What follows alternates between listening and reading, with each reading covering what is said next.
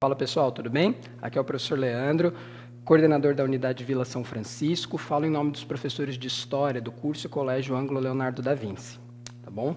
Hoje eu vou comentar um pouquinho com vocês sobre a prova da primeira fase da FUVEST 2019 e já começo falando que essa prova não estava muito simples, não.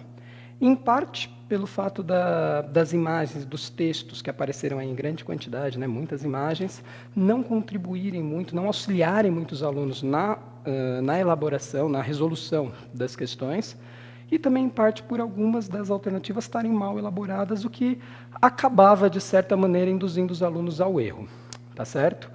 Houve também um predomínio da parte de História Geral, em detrimento aí de História do Brasil, né? Foram 7 questões de História Geral e 4 questões de História do Brasil. Com relação à prova de História Geral, temas clássicos, né, que sempre aparecem, temas recorrentes, como, por exemplo, Antiguidade Clássica, teve aí uma questão sobre Roma, né, a construção dos Arcos do Triunfo, uma questão sobre a posição da mulher na sociedade medieval, um tema interessante, e, de certa maneira, a submissão, né, legitimada, a submissão da mulher ao homem, legitimada pela religiosidade. Bom, a gente segue aí por 2 questões ligadas à chamada Era das Revoluções, uma questão evocando aí um texto do Hobsbawm, falando de Revolução Industrial, e uma outra questão fazendo aí uma comparação entre Revolução Francesa e independência dos Estados Unidos. Nessa questão, o aluno tinha que se atentar bastante, tá bom? Porque o texto, ele acabava, na verdade, fazendo com que o aluno pudesse se confundir um pouquinho e marcar aí a questão errada, tá bom? Então, o aluno, para essa questão, ele tinha que se sintonizar bem, né? Ficar bem ligado na questão de que a independência dos Estados Unidos foi o primeiro movimento que acabou aí consolidando as ideias iluministas e foi responsável aí pela criação de um Estado republicano e democrático pelos padrões da época, tá certo? Com relação ainda à prova de História Geral, a gente tem que se atentar aí para as 2 surpresas. Uma questão sobre a Revolução Chinesa, né, traduzida aí na Revolução Cultural, um movimento aí interessante de combate à intelectualidade dos anos 60, lá na China, e também uma questão sobre o apartheid, uma questão que trazia aí a formação de uma equipe multirracial de rugby, que foi tema, inclusive, do filme Invictus, dirigido aí pelo Clint Eastwood, em 2009, tá bom?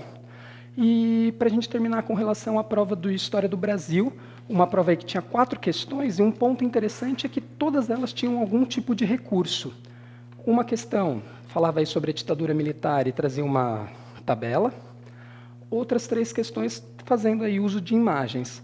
Na questão sobre a ditadura militar, o aluno que fizesse uso da tabela, né, fizesse uma boa lida, né, desse uma boa leitura da tabela, ele acabava se saindo bem. A tabela auxiliava ele, por exemplo, a descobrir quais foram os anos onde houve a recessão na nossa economia.